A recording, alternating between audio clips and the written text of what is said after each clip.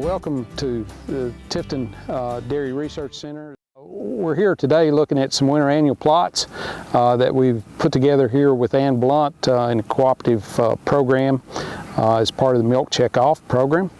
The goal out here is to kind of show the differences among some of the different varieties, so producers will know if they want something early or later, what does it look like, how do they compare in a side-by-side comparison, as well as let you see some differences in some of the varieties that are available within each of the different species.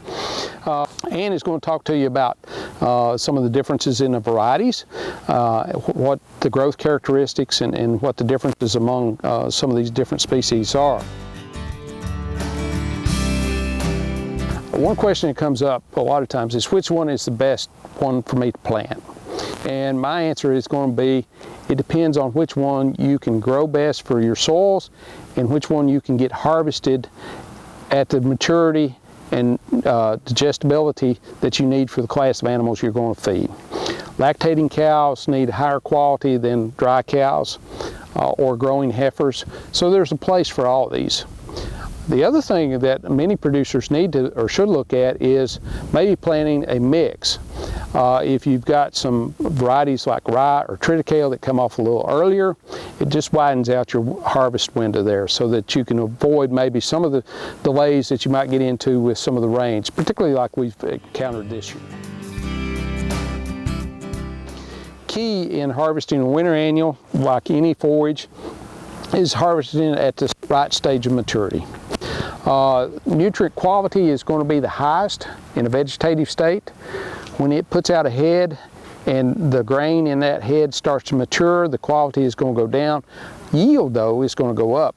So it's finding that optimum to meet, again, the nutrient needs of the animals that you're going to be feeding. For a lot of us, we're going to harvest these on the early side because we've got to get them out so we can plant corn there and get that corn crop in, because that's one of our major forage crops that we're growing here.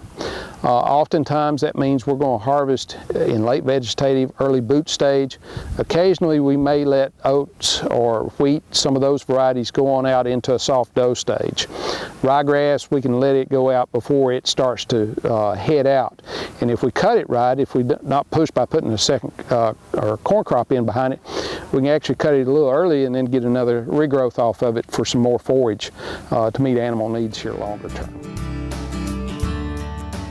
These winter annuals can make a good source of nutrients for your cows.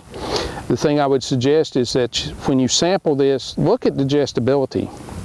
Some of these, when you harvest them in a very early stage of maturity, like a vegetative state, the fiber digestibility is so high it almost acts like a concentrate. So while you think you're putting more forage in the diet, the bugs in the rumen are seeing something that's highly digestible like a grain, and they may be producing more acid, so you may be able to actually drop out a little grain and better utilize that. Or if you're not in position to do that, add a couple of pounds of Bermuda grass in there to give a little more effective fiber and make a good rumen mat to hold that in place there for a longer period of time, so you get complete digestion on that.